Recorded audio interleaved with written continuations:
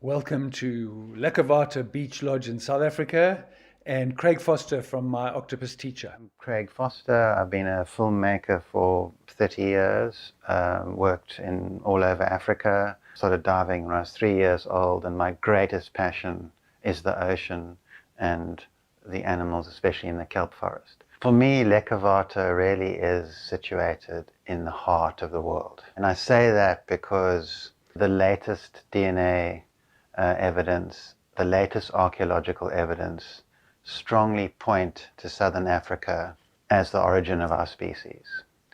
And especially the archaeology shows this incredible occupation of early humans along the coast with this intense area in the Southern Cape, very close to Lekkerwater. So you've got so many caves right near the lodge that have clear evidence for Stone Age occupation. And then the very famous caves like Klipdrift, very close, almost within walking distance, Blombos, not that far away. These are the most important Middle Stone Age sites in the world. There's only a handful of them around the world, and most of them are along our coast. And you've got two of the key sites right on your doorstep. So those early humans, the ancestors of literally every single person on this planet today, would have been regularly walking past Lekkerwater, camping there, fishing there, hunting there on the land. And because it's still so pristine and so few people are there, the sense you get, it's not hard to imagine being 100,000 years ago and literally feeling the footprints of those early ancestors right there. So, I mean, I've been privileged enough to work with Professor Chris Henshelwood, who is one of the best archaeologists in the world and has spent 30 years excavating Blombos and Klipdrift Cave on the south coast of South Africa. He's brought together the best paleoscientists in the world from all over the world to spend 10 years studying these caves and literally unlocking details of the climate at 100,000 years old, details of the people, almost going and able to see individual humans living in the cave 100,000 years ago, the fingerprints of our ancestors. The preservation levels are extraordinary. You can take something that's 100,000 years ago, a shell or something that someone's eaten or a tool, and you look at it and it almost looks like it's been, come out a few months ago. This is a scientific window, a literal time machine into our species, Homo sapiens, like never before. We've come down this crazy route. We're on a planet that is faltering in many ways, because of our actions. And it's incredibly powerful, especially at this time, to look back and to see how we were designed. We are all Africans by nature. 3/4 of our time we incubated in Africa. No matter where you come from, we are all African by nature. And to know that and to see how we lived so gently, so powerfully on this planet for so long gives enormous inspiration for moving forward. Quite often, a person who's never been to Africa on a first-time visit, when they come here, they feel a deep connection. Is this maybe they are sensing a bit of their history and their past, or is that too romantic, dreaming? What is so interesting is, as you say, a lot of people come to Africa, especially this part of Africa, and they have this strange sense of feeling at home. If you look at the primal mind, the human eyes looking out at a landscape, and imagine yourself at Lekkerwater. You've got that fynbos in the front, that greenish, brownish fynbos, and then you've got the white strip of the beach, and then that blue ocean, some kelp, and then a blue sky. Those colors are the primal address of the human mind. And we can remember that. And when you feel it, it hits you right here. It's a very powerful feeling, because you know in the deepest part of your being that you are home. So there are no other places on earth that offer that.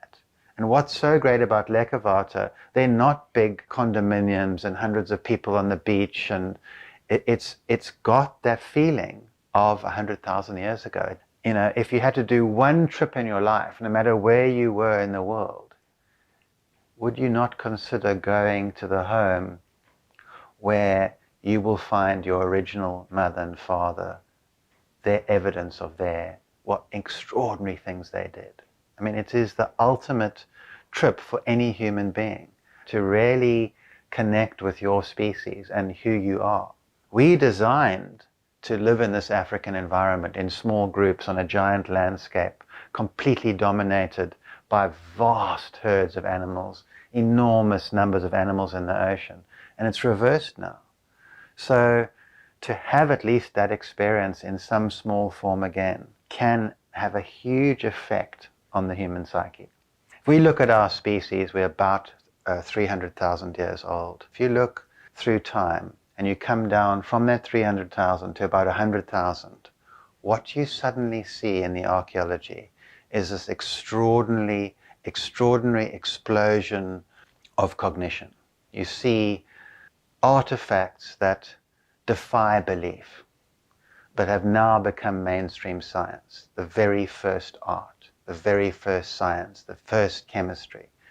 Really the precursors to the first books and computers. This is what was discovered on the coast of South Africa, a stone's throw away from Lekkerwater. It's the most significant time in all of human history, because that is when, for the very first time, the human mind put something down outside of the inside of the head. Actually constructed a symbol inside the brain and had this momentous idea to put that down in a form on something that could then go past many lifetimes. And we can literally pick up the artifacts that our ancestors engraved on 100,000 years ago and still see those symbols. And that process changed the whole course of our species and the whole course of this planet. Every single thing we do today is based upon symbols. All our technology, every single thing we do, our language, everything.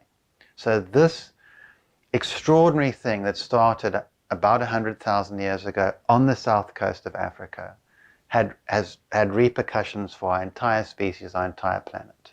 And what do you think was the trigger which changed from 300,000 to 100,000? Nobody absolutely knows, but if you had to have a very educated guess at why you see this incredible change around 100,000, it's probably because this environment, this Southern Cape, and a large part of the South African coast was like this perfect storm for human life.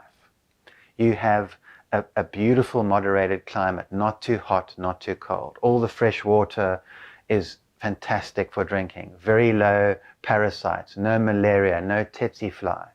The ocean bringing in incredible food on a regular basis in the form of, large mammals.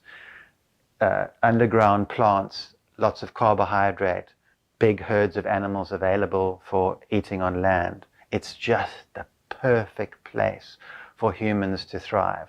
The intertidal zone is very important for early humans in that you can imagine if you have to go and hunt an animal, this kind of thing, it requires a lot of energy. They know exactly when the low tides, they're completely connected to the cycles of the moon. They just go down, and even a child can collect a lot of food. It's easy and it's regular, and there are fantastic micronutrients in that food.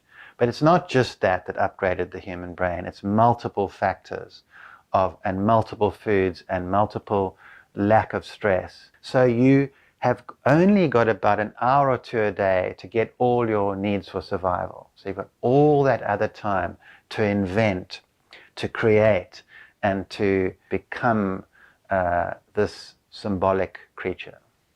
So I've spent the last 8.5 years diving every day and documenting the secret lives of these extraordinary animals in the kelp forest. And I've done that by taking what I learned from master trackers in the central Kalahari and creating an underwater tracking system that I can track animals and get inside their secret lives.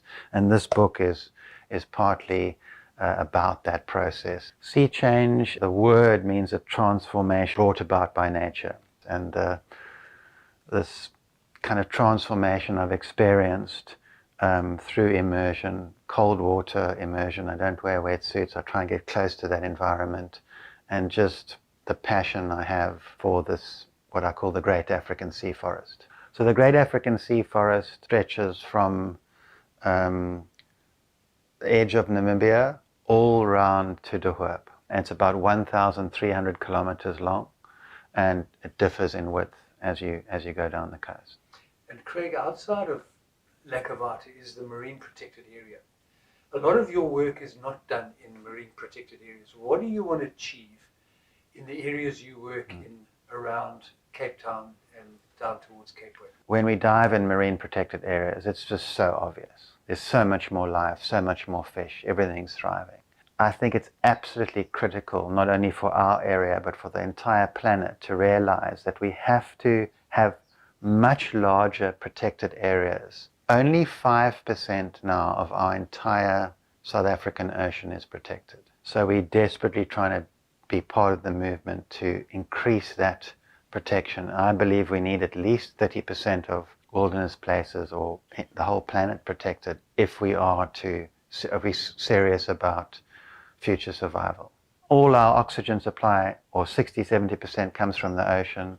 We critically need these protected areas for our own future survival. It's not even multiple generations, it's our generation. This is how extreme it is.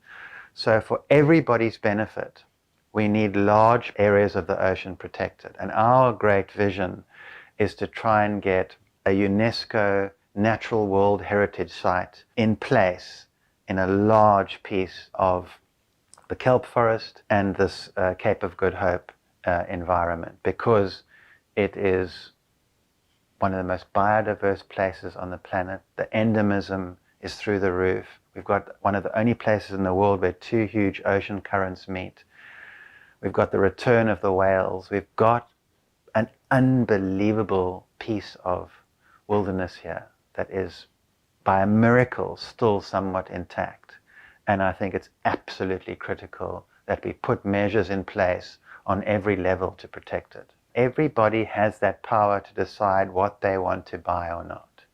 And if you can take the time and effort to buy things that at least are not too damaging to the environment, that support the environment, to support anything that assists the environment, and actively don't buy things and support things that are damaging to the environment, this is a very powerful thing that every individual has. I'm very lucky to be part of this non-profit organization, an incredible group of people, scientists, storytellers, filmmakers, who are dedicated to working for the ocean, for ocean protection and for media advocacy, to just highlight the extraordinary life in the ocean. Our website is www.seachangeproject.com. We've got a big film coming out, we've got the book coming out, and a big drive and a campaign to get a large part of this ocean